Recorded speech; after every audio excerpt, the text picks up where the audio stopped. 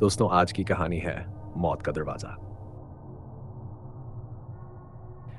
उत्तर प्रदेश के एक दूर-दराज गांव में एक प्राचीन हवेली खड़ी थी। लोग उसे काली हवेली के नाम से जानते थे। कहा जाता था कि वहां एक बार जो गया, वह फिर कभी जिंदा वापस नहीं आया। हवेली के चारों ओर सूखे पेड़ खड़े थे, जिनकी टहनियां हमेशा हवा में कांपती रहती थी, जैसे कोई अदृश्य ताकत उन्हें हिला रही हो।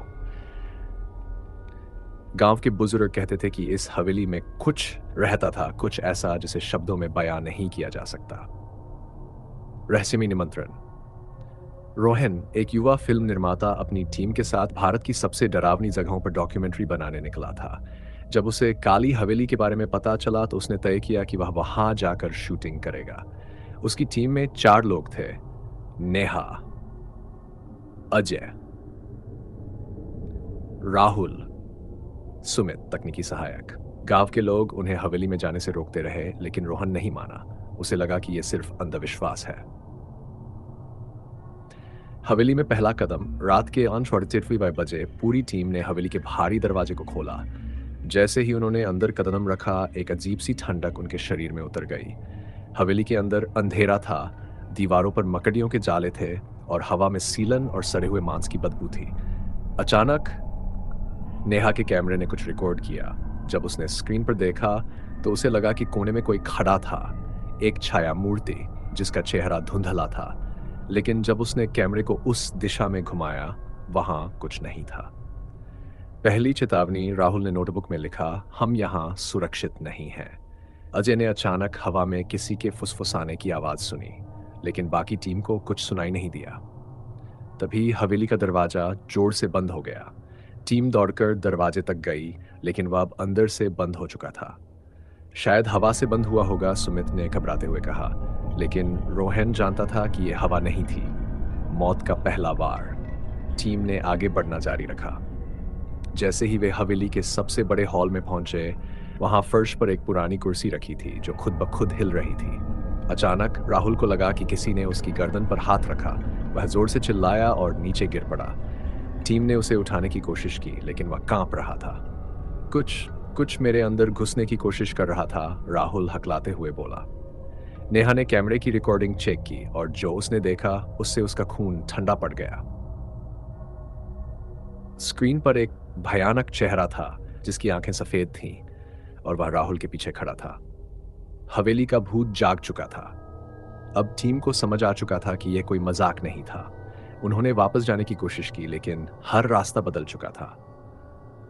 हवेली खुद को बदल रही है, सुमित चीखा। अजय को अचानक ऐसा महसूस हुआ कि कोई उसके कानों में कुछ बोल रहा है।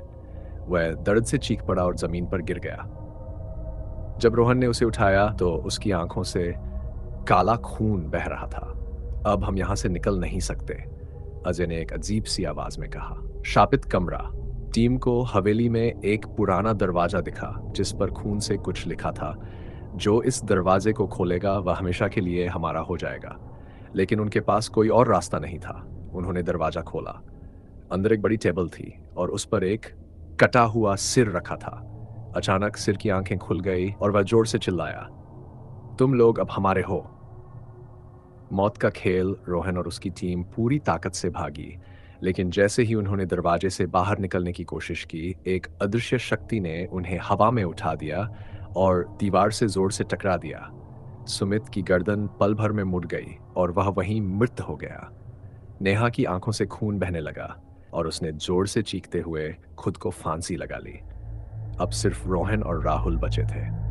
शापिल रोहन से बोला, यह हवेली हमें छोड़ने नहीं देगी। तभी उसके शरीर से एक काली छाया निकली और हवा में घुलने लगी। उसकी आंखें सफेद हो गई और वह जोर से हंसने लगा। अब मैं हवेली का हिस्सा बन चुका हूं, राहुल ने भयानक आवाज में कहा और अंधेरे में गायब हो गया। रोहन अब अकेला था। उसने पूरी ताकत से दरवाजा खोला और बाहर भागा। जब उसने गांव में कदम रखा तो देखा कि गांव अब वीरान था। यह कैसे हो सकता है? रोहन बुदबुदाया। तभी उसके फोन की स्क्रीन पर एक नोटिफिकेशन आया, तुम बचकर नहीं जा सकते, हवेली हमेशा तुम्हारे साथ रहेगी। अचानक रोहन के पीछे किसी ने उसका नाम पुकारा। उसने जैसे ही मुड़कर देखा, हवेली का दरवाजा अपने आप खुल गया और अंदर से वही सफेद आंखों वाला भूतिया चेहरा झांक रहा था।